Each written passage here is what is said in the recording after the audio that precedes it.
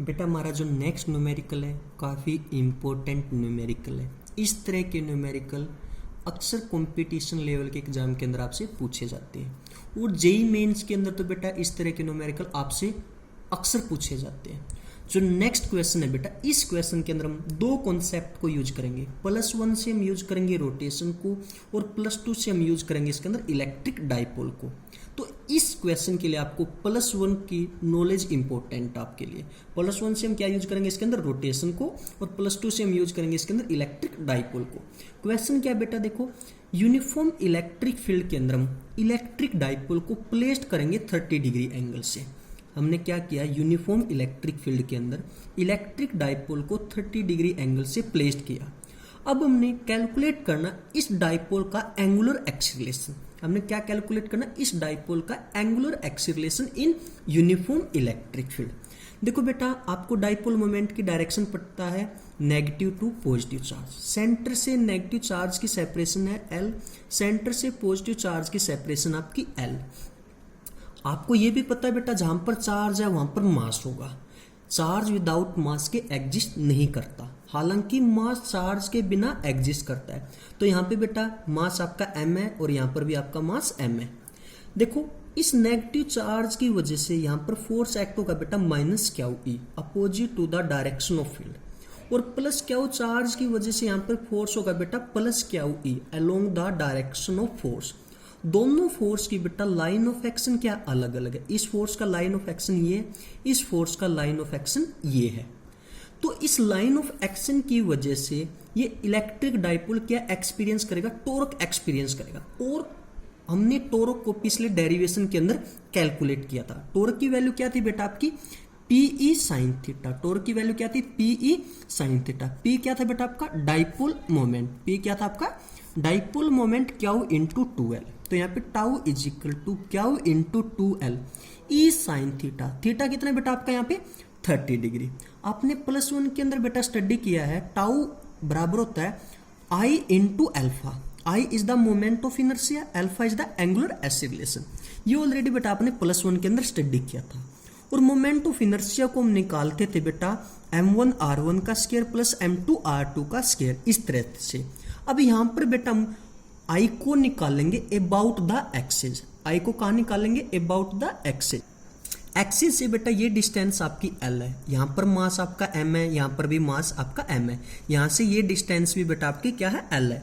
तो यहाँ से बेटा आपका I क्या होगा m1r1 का स्क्वायर प्लस m2r2 का स्क्वायर, ये फॉर्मूला था हमारा। तो यहाँ से बेटा आपका होगा ml का स्क्वायर प्लस ml का स्क्वायर।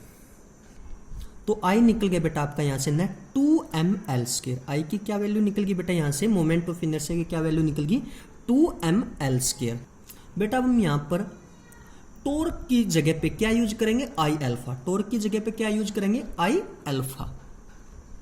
तो I alpha is equal to Q2L E sin theta, यानी कि थीटा की वैल्यू क्या बेटा 30 डिग्री।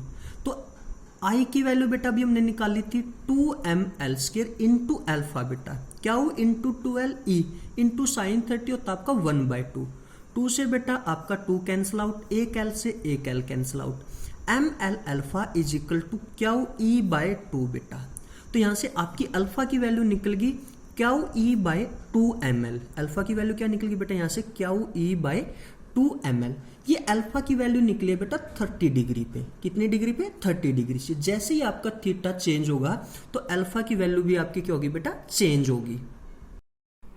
बेटा हमारा जो नेक्स्ट न्यूमेरिकल है वो भी आपका कंपटीशन लेवल का न्यूमेरिकल। इस तरह का न्यूमेरिकल काफ़ी बार जेई मेंस के अंदर आपसे पूछे जाते हैं। इस न्यूमेरिकल के अंदर बेटा हम दो कॉन्सेप्ट को यूज करेंगे। +1 से हम यूज करेंगे SHM और +2 से हम यूज करेंगे डाइपोल मोमेंट को। बेटा आप देखो यूनिफॉर्म इलेक्ट्रिक फील्ड के अंदर बेटा जो करंट पोजीशन है डाइपोल की वो है स्टेबल इक्विलिब्रियम पोजीशन, यानी कि अभी जो हमें दिखाई दे रहा है डायग्राम के अंदर जो डाइपोल है बेटा वो स्टेबल इक्विलिब्रियम पोजीशन के अंदर है। सेंटर से नेगेटिव चार्ज की सेपरेशन है बेटा L, सेंटर से पॉजिटिव चार्ज की सेपरेशन आपकी L। जहां पर बेटा चार्ज होता है वहां पर आपका मास भी होता है। तो यहाँ पे मास M और इस पोजीशन पे भी आपका मास है M बेटा। नेगेटिव चार्ज की वजह से यहाँ पे बेटा फोर्स होगा minus Q E, positive charge की वजह से यहाँ पे फोर्स होगा बेटा प्लस क्यू ई। यानी कि दोनों फोर्स का लाइन ऑफ एक्शन क्या बेटा सेम है, दोनों फोर्स का लाइन ऑफ एक्शन क्या सेम है।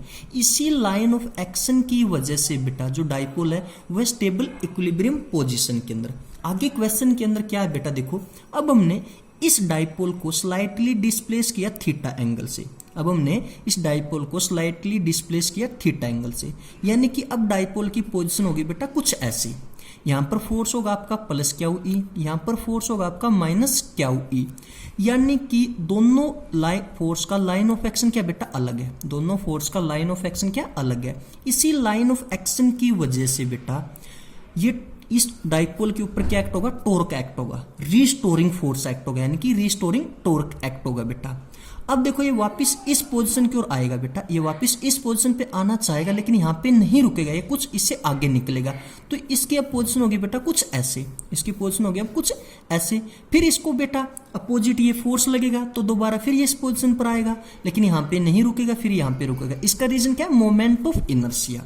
क्वेश्चन के अंदर देखो बेटा, if we displace dipole slightly stable equilibrium position it will oscillate with small frequency, find the time period of oscillation. हमने क्या फाइंड आउट करना बेटा, ऑसिलेशन का टाइम पीरियड। देखो सॉल्यूशन के अंदर after slightly displacement theta act restoring force tau, इस dipole के ऊपर बेटा कौन सा फोर्स लगेगा थीटा डिस्प्लेसमेंट के बाद, टॉर्क। कौन से नेचर का, रिस्टोरिंग नेचर का। देखो थीटा की डायरेक्शन आपकी ये और टॉर्क की डायरेक्शन आपकी ये बेटा, तो ये कंटिन्यू क्या करेगा, ओसिलेट करेगा। दोबारा से समझो बेटा, जैसे हमने इसको थीटा एंगल से डिस्प्लेस किया तो इसके ऊपर रिस्टोरिंग फोर्स लगा बेटा, ये वापस इस पोजीशन पे आना चाहेगा लेकिन यहाँ पे नहीं रुकेगा due to moment of inertia. फिर इसकी पोजीशन होगी बेटा कुछ ऐसे, तो इसके ऊपर दोबारा से रिस्टोरिंग फोर्स होगा, फिर यहाँ पे आना चाहेगा लेकिन यहाँ पे नहीं रुकेगा, फिर इसकी पोजीशन होगी इस तरह से कंटिन्यू क्या करेगा बेटा, ओसिलेट करेगा। यानी कि कंटिन्यू क्या होगा, इसका SHM होगा।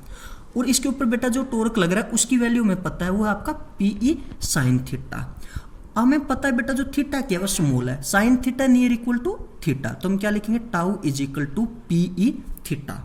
अब बेटा हमें SHM की कंडीशन भी याद है, फोर्स और डिस्प्लेसमेंट की जो डायरेक्शन है वो क्या होती है बेटा, अपोजिट, यानी कि force directly proportional minus x. यहाँ पे फोर्स की जगह पे क्या होगा बेटा आपका टाउ, डायरेक्टली प्रोपोर्शनल होगा थीटा, यानी कि एंगुलर डिस्प्लेसमेंट के। डायग्राम के अंदर देखो बेटा आप, टॉर्क की डायरेक्शन है बेटा ये, टॉर्क एक्ट हो रहा है बेटा इस डायरेक्शन के अंदर और थीटा एक्ट हो रहा है आपका इस डायरेक्शन के अंदर। यहाँ पर भी टॉर्क और थीटा की डायरेक्शन क्या बेटा, अपोजिट है। यानी कि मैं अब इसको क्या लिख सकता हूँ, tau is equal to PE minus theta, tau is equal to PE minus theta.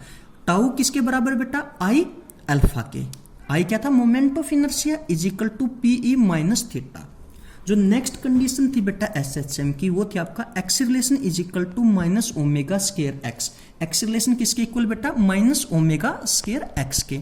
Acceleration की जगह अब हम यहाँ पे यूज करेंगे एंगुलर एक्सीलरेशन अल्फा, एक्स की जगह पे यूज करेंगे एंगुलर डिस्प्लेसमेंट। तो बेटा अब आपकी अल्फा की वैल्यू आ गई यहाँ से, I अल्फा की वैल्यू होगी minus omega square theta, PE minus theta, theta से आपका थीटा कैंसिल आउट बेटा, माइनस से minus cancel out. I omega square की वैल्यू आ गई बेटा PE, I ओमेगा स्क्वायर किसके बराबर आ गया आपका यहाँ पे, PE के। तो ओमेगा स्क्वायर किसके बराबर होगा बेटा, PE बाई I। ओमेगा की वैल्यू होगी यहाँ से √ PE बाई I। टाइम का आपको पता है T is equal to 2 pi by omega, T is equal to 2 pi by omega, यानी कि 2 पाई √ T बाई PE। ये निकल गया बेटा आपका time period of oscillation, time period of oscillation.